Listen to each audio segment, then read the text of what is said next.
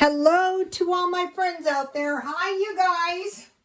Well, I hope everyone is doing okay. I hope everyone has power.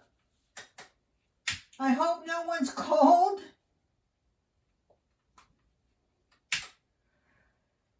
Okay. I'm enjoying the candles I got for my birthday a lot. These came from Target. I got these for my either Valentine's or my birthday, and I guess they're a really good deal. So, last year I stockpiled food all year long, and since the beginning of the year, I haven't been stockpiling any food because I have basically a year's supply of food. But I don't want to eat significant amounts of my stockpile down and leave myself short in case of a disaster. So I thought, well, what I will do is about once a week I will buy $10 worth of food that will constitute about a week's worth of food. And each week I will mix it up. It's not going to be the same thing every week.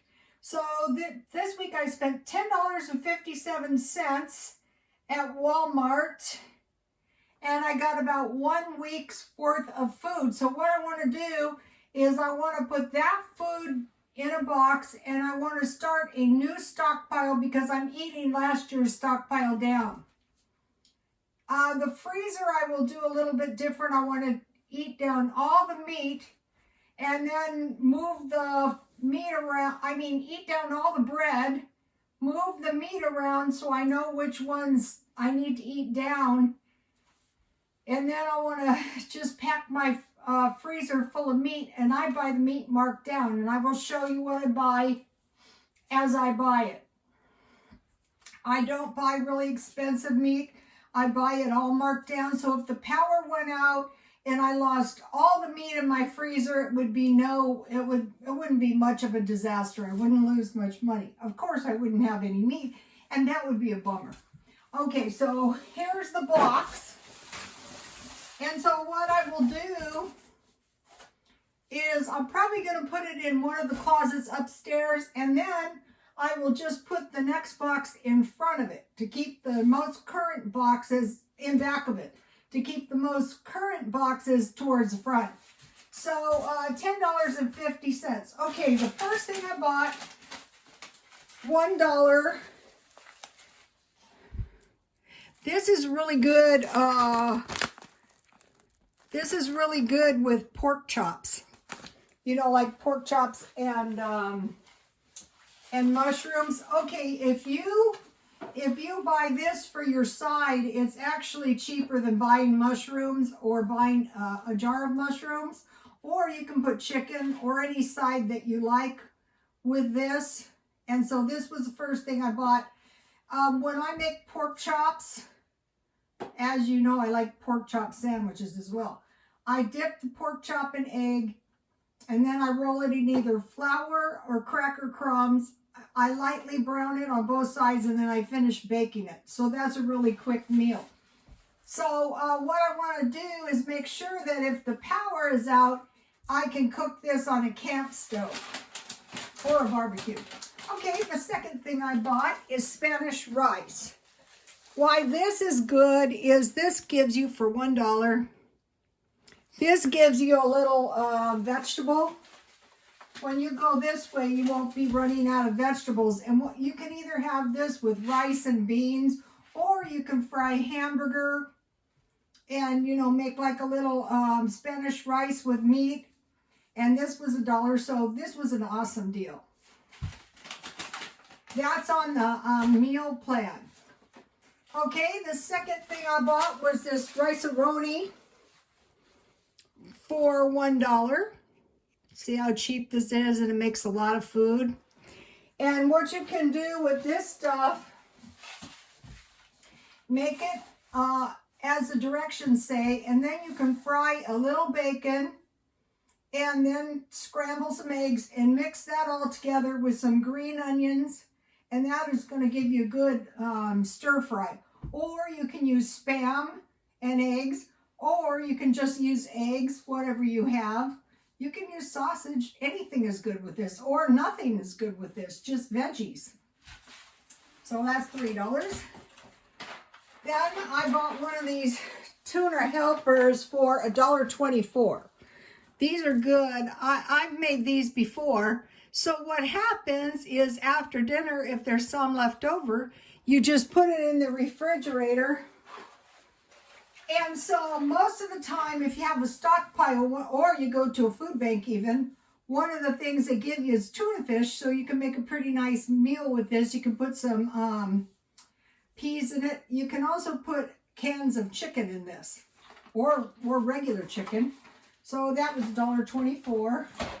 Then I bought, now these are really cheap. This was 78 cents. This is chicken stuffing mix. And what I make with this is I bake chicken. What I do is I just dust my chicken with flour. And then I pour mushroom or chicken soup, 1 can of soup and 1 can of water. Or just add the water until you get a nice consistency, and you pour that over the floured chicken and you bake it, and then make mashed potatoes and this chicken stuffing, any kind of stuffing. So another good thing with this is also sausage. Just scramble sausage up, you know, fry it. That is good. So these are really nice to have. Also Spam with stuffing is good. So that was... Then I bought a can of, how much did I pay for this? 96 cents at Walmart. Almost everyone has this in the stockpile. So you can make spaghetti like I did the other night with the macaroni, or you can make lasagna. You can also pour this over chicken. That's good. Okay, now this is $1.45. So, you know, if I had to depend on my beans to live, I like these seasoned with bacon, chicharrone, and chorizo. So now, if in your freezer you have a little lard and you fry, what you do is you put a tiny bit of lard, not much, maybe a teaspoon and a half, say a half a tablespoon, and you add these beans with the juice, and when they get hot, you mash them down. That is going to make really good beans, in case you don't have any chorizo or bacon to make your own. So this is $1.45, so I paid a little bit more for that. Then I saw they had these carrot cakes for $1.16. Out here, sometimes they don't have this. So I got one of these. And then if you can, when you're shopping around, find some sour cream frosting. Also, this makes good cake mix cookies. And then I bought the Walmart brand Raisin Bran, because then if you stockpile evaporated milk, powdered milk, shelf-stable milk, powdered milk, anything, and you have cereal. So one thing for sure that I probably will buy is boxes of cereal for the stockpile, 1 per week, because if you have cereal and milk for breakfast, you're not going to suffer that much, especially if you're used to eating cereal and milk for breakfast. So I will be doing one of these every week. And so basically you buy one, you're spending $10, but you have 1 week food essentially.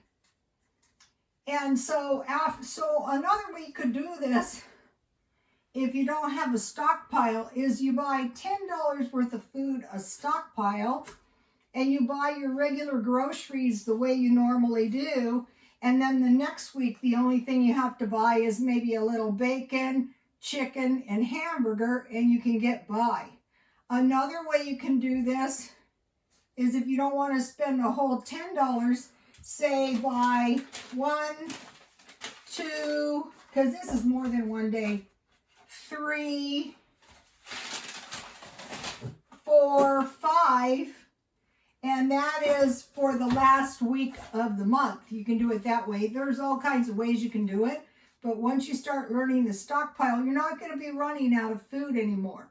And then once you get that in your mind, if you have a sandwich with a small fruit or a small vegetable, you're not going to be starving. You can get by on that. You might, if that's all the food you had, you might be a little bit hungry, but you won't starve. Because I've actually known someone who is doing much better on that. But the better strategy is the better strategy is if you don't have any money and you go to the food bank and you get this stuff, you stockpile a little bit up at a time and you go get your welfare if you should need that. And I don't think this is the end of the power outages, not even.